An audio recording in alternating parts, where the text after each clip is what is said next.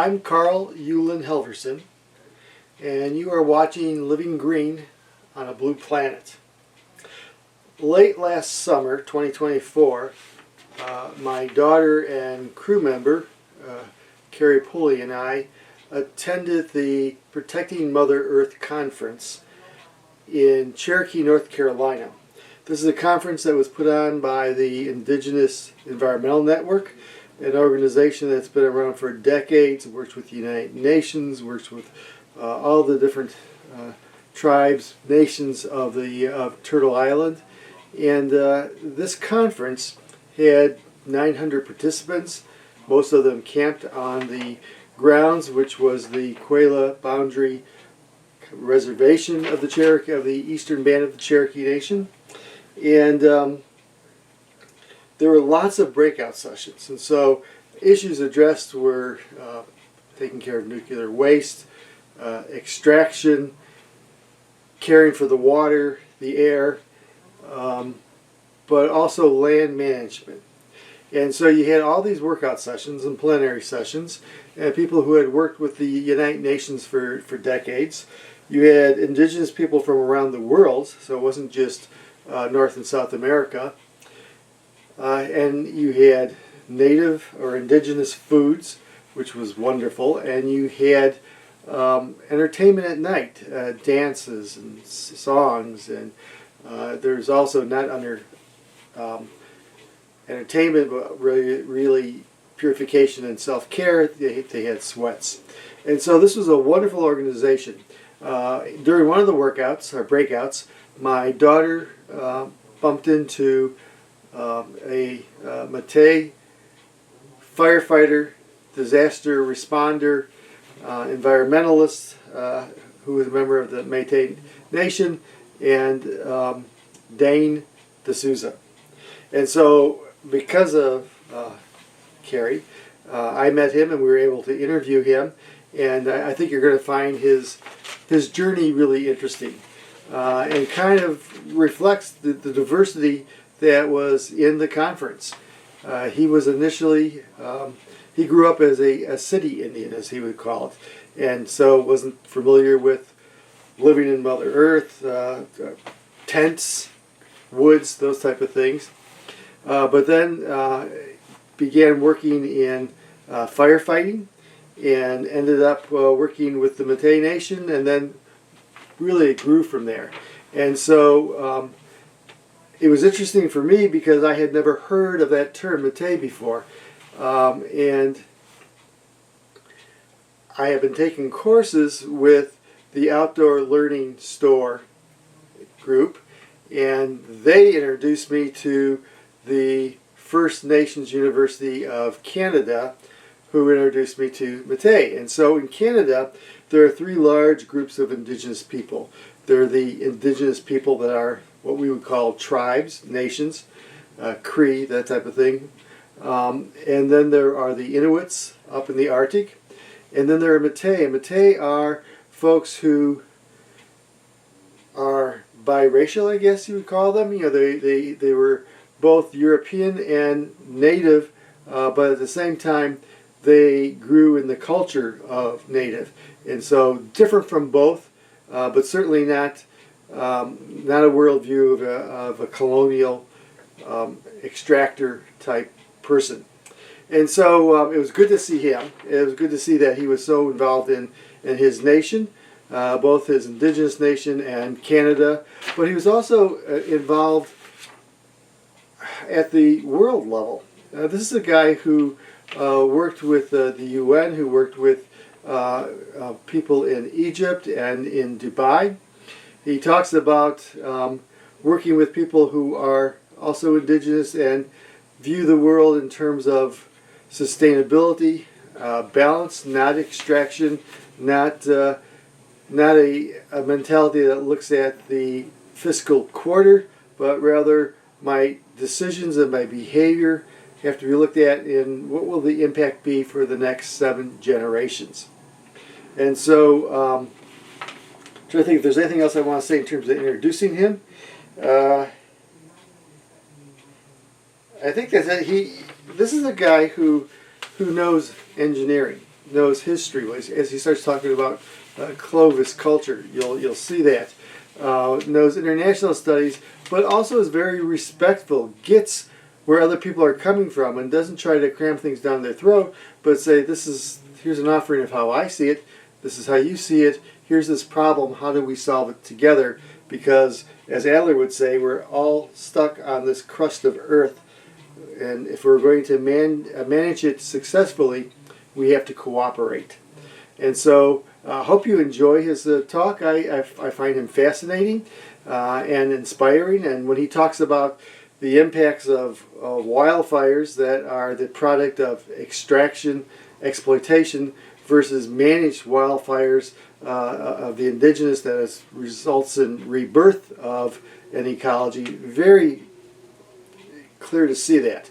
What's also clear is when he talks about the power of the wildfires in Canada, setting out more pollutants than the airline industry worldwide for a year, or the impact almost explosive like an atomic bomb.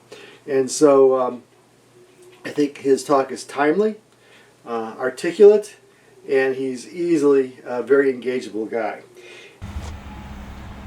Hi, we are at the 18th Protecting Mother Earth Conference, which is part of Indigenous environmental movements trainings. And today I am with Dane DeSouza, and he's got an interesting bio. I could say he's Canadian, but I think that half the people on the stage would tell me he's from that so-called country named Canada. But he's very much involved in disaster response, getting his hands dirty, helping Mother Earth, but also with the identities that fit very much with this conference. So Dane, can you tell us, first of all, a little bit of your biography, who you are, how you got interested in this? Yeah, for sure. I'll start with kind of the introduction I do when I'm in these spaces. My name is Dane DeSouza. I'm a citizen of the Métis Nation of Alberta. My Métis family names are Sutherland and Sinclair from the Selkirk area of the Red River Valley. And I grew up in Treaty 7 territory, Mohkinstsis, Calgary, Alberta. And kind of how I wouldn't say I found my way here as much as it found me.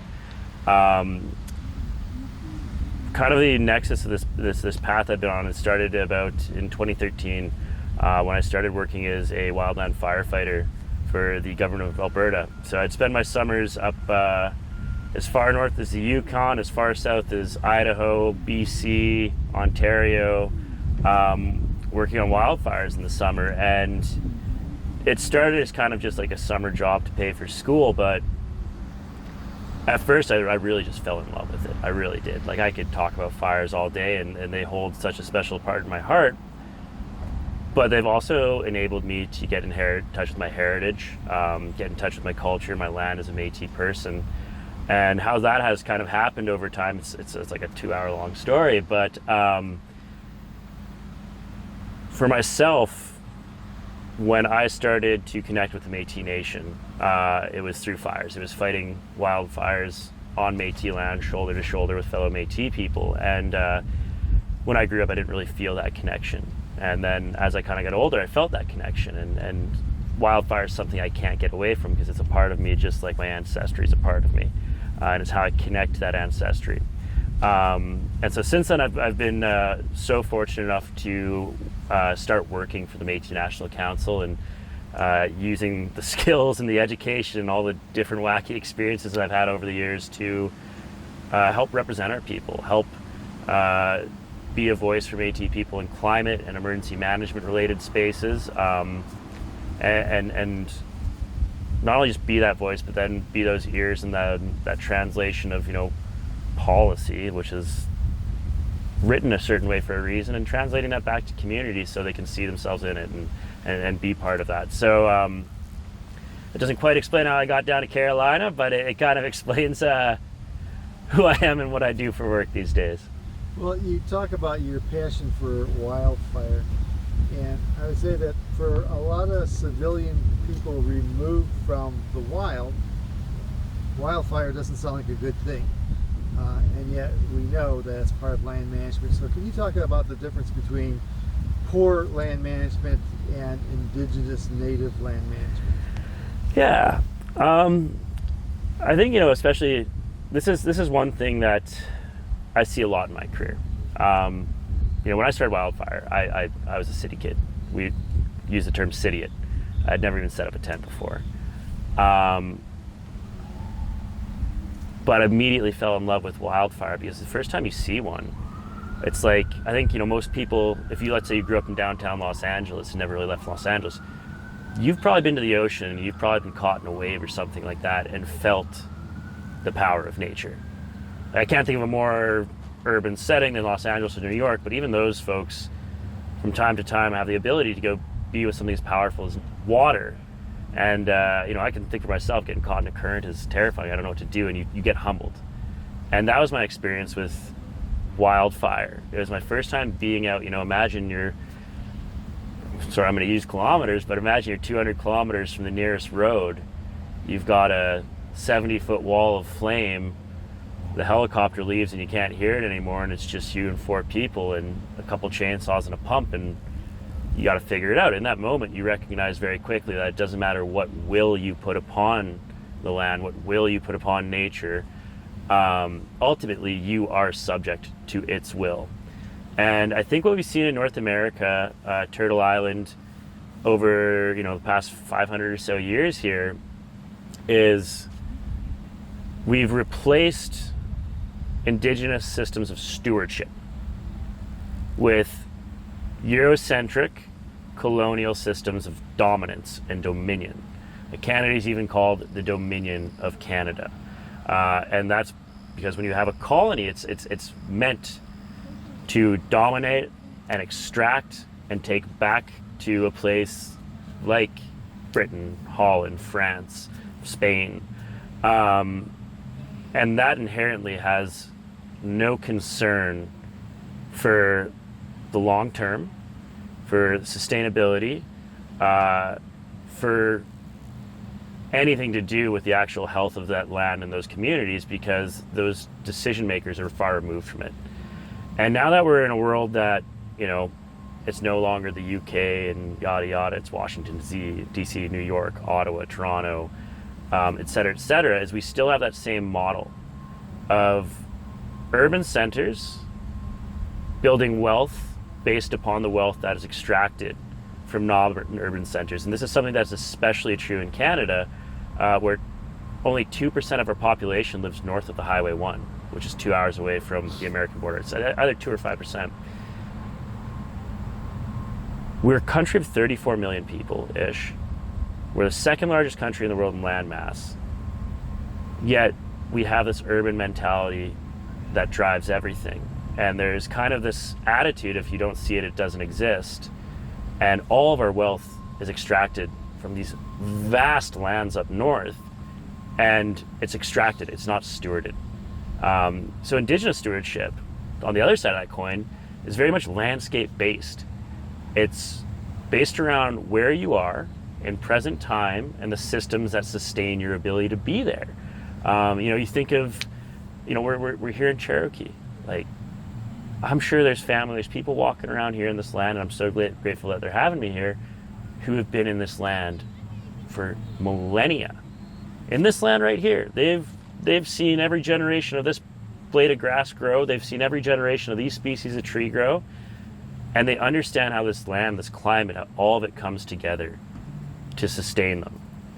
When you have somebody that comes in here and they're coming from Ireland or the UK, seeking jobs and wealth, which is the history of this land. We were in the Smoky Mountains last night, and the first placard we read was "Cut and Run," and they talked about how settlers would come in and try to cut down the forest as quickly as possible, so just get one block done and keep going, so they could keep up that economic gain, so then they could go buy land somewhere else.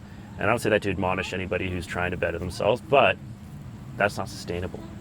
That's not thinking of, what are my children going to do here? What are their children going to do here? It's thinking, okay, I've got 6 months, a year, 2 years, and I've got to make it work. Doesn't matter what this looks like after I'm done. Whereas opposed to indigenous stewardship, it's you take care of that blade of grass as much as you do those trees, so 7 generations later, that generation's stewarding them and benefiting from them and enjoying them and thriving. Not surviving, thriving. So in that model, a fire could be a good thing. 100%. I think that's a very good segue into the fire side of things. Like, so when you think of North America, Turtle Island, you're often fed this story of, indigenous peoples have only been here for 14,000 years. And where that comes from is Clovis, the archaeological site of Clovis, which is just kind of down at the tail end of the Rocky Mountains. And so they've found some of the oldest known artifacts of indigenous peoples in Clovis. But the story of Clovis, and the reason why they say 14,000 years, is because pretty much the Midwest was under a kilometer of ice called the Laurentide Glaciers. And 14,000 years ago, those glaciers started receding inch by inch by inch, and people could finally make it down to Clovis. That's not to say people weren't here. That's just to say people could finally make it to Clovis. And if you think of a glacier in that landscape, artifacts in there, it's hard to really measure. So, I digress. As that glacier recedes, every inch over 14,000 years, there were people here. And one of the most common things that people do is use fire.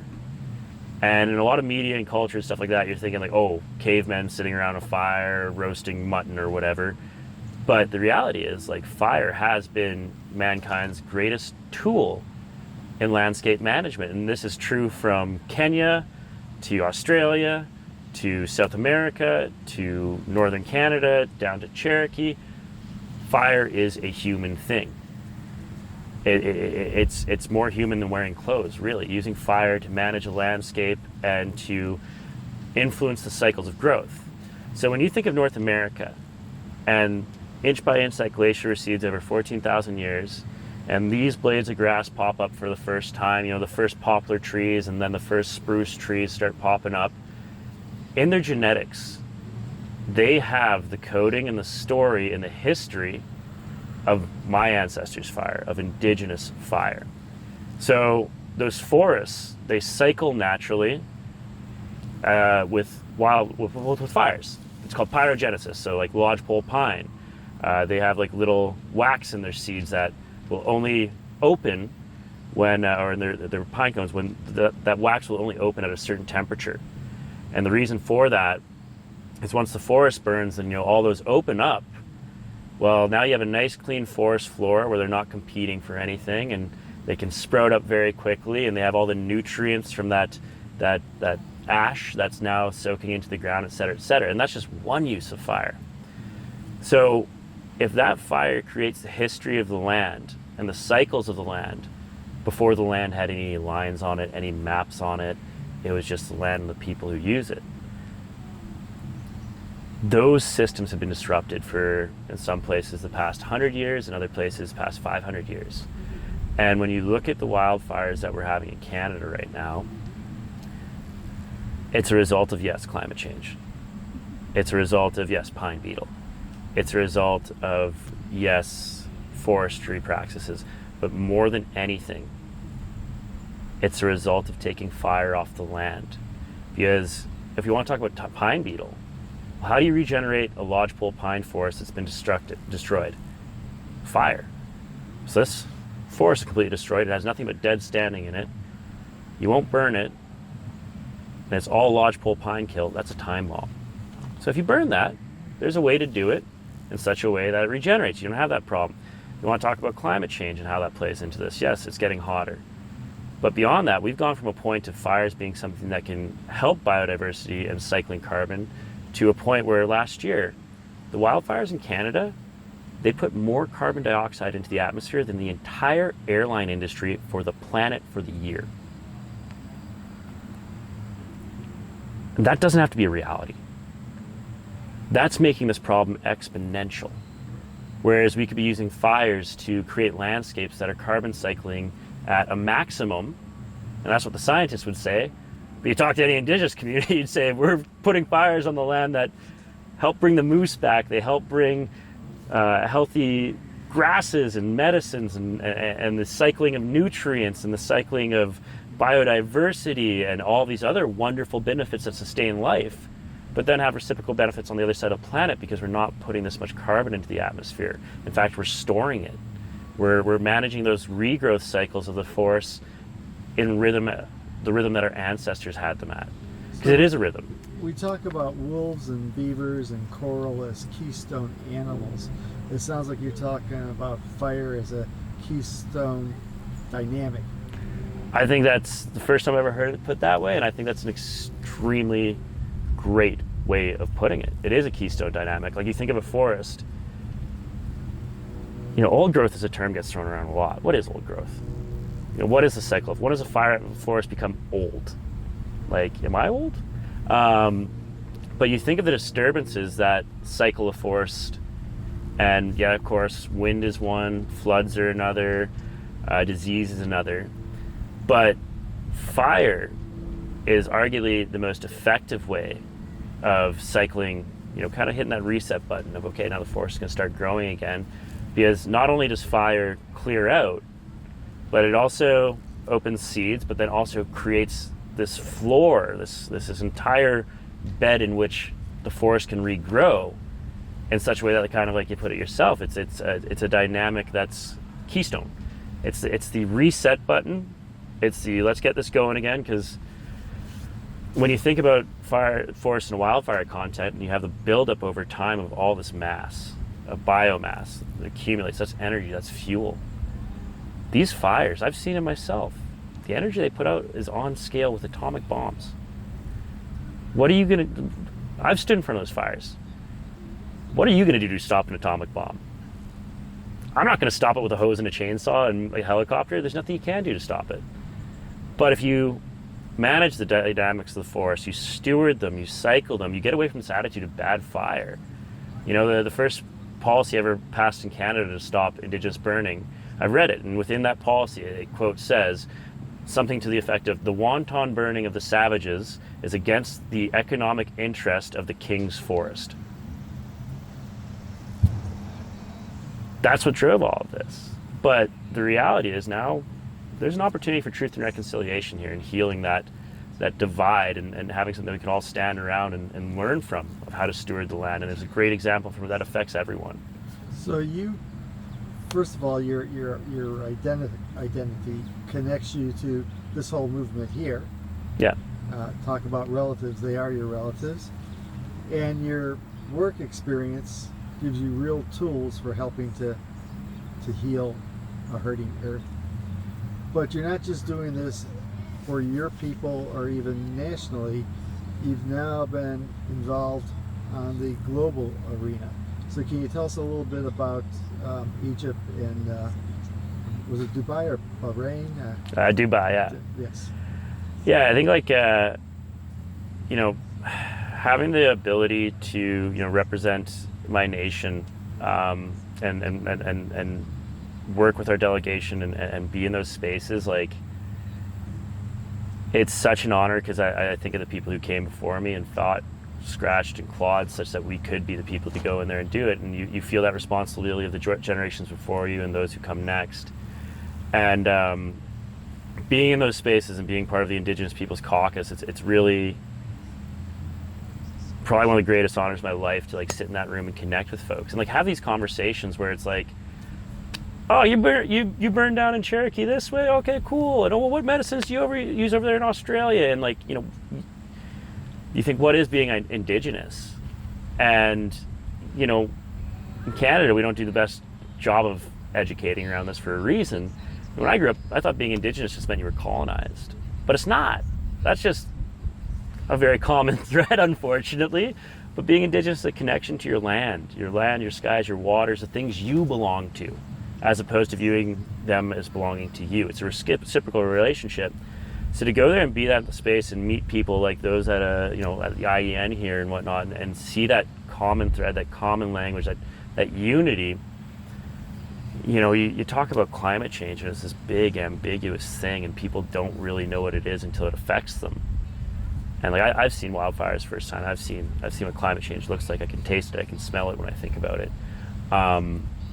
When you go to these spaces like the UN, and you listen to folks who were born and raised in London, and they went to university, they got the master's, they got the PhD, they did all the schooling, they did everything they need to do to jump through those hoops. And I'm not saying it's easy to jump through those hoops and get into that space. To them, they're arguing about something that's abstract. Somebody from Paris is arguing about something that's abstract. And I don't mean to belittle the experiences of folks in major cities who are dealing with heat waves and stuff like that. But I think of my Inuit colleagues talking about not being able to sustain themselves because sea ice is melting and they live in the far north. So what's their option? Now they got to go buy a $20 head of lettuce that was shipped halfway across the world. That's climate change. You know, I think of the communities that I've evacuated. I think of those communities that had to pick up and run overnight from a wildfire. That's climate change. I think major cities and places like that are starting to feel it. But when you go to the Indigenous Peoples Caucus, you're already a bit further ahead of like, yeah, we've been feeling it.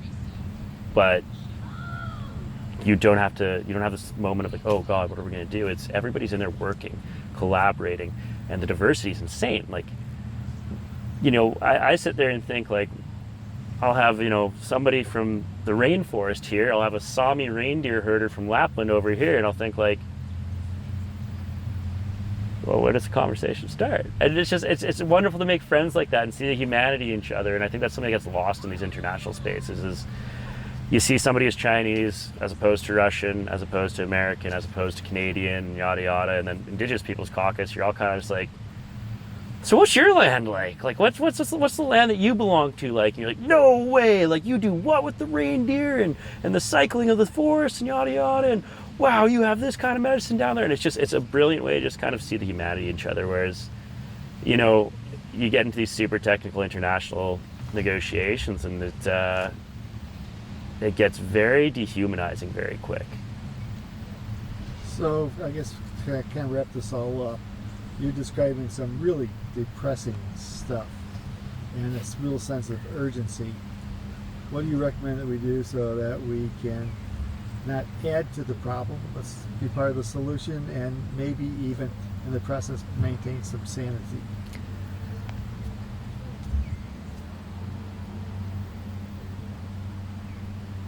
Leave space for yourself and for others to learn.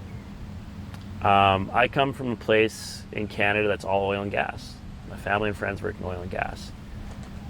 I don't do what I do because I am trying to take food off their tables. I'm doing what I do because I saw the booms and busts of oil and gas, have my friends and family go through high highs and then almost, you know, very lows you don't recover from financially. And I think, you know, like, you got to give people the opportunity to see themselves in the solution, and you can't villainize other people. You have to meet them where they are. You have to be open to having a conversation of like, okay, like, sure, you know, you work in oil and gas selling this, that, and that. What do you do on the weekend? Oh, I love to go camping. Me and my kids, we love to go out there and yada yada and connect with nature and like have that conversation then. You can't sit there and say you're evil, you're bad.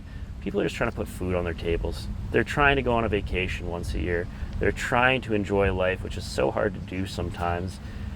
And you got to find that common ground of what connects you to nature, what connects you to the environment, what connects you to future generations, and start from that place in the conversation. You know, you can't start with your guard up, and you have to give yourself the opportunity to learn from other people. You know, if you're going to sit across the table from somebody who you think you have nothing in common with, you're going to find out that you're great because you'll never learn what you have in common, and you'll never learn from each other. So I think especially, you know, in the context of socially and politically where we're at in North America, you know, I love traveling in the United States. And that's one thing I find very often is you just have a conversation with folks what they're passionate about, and you'll find you have something in common, and you can talk from there.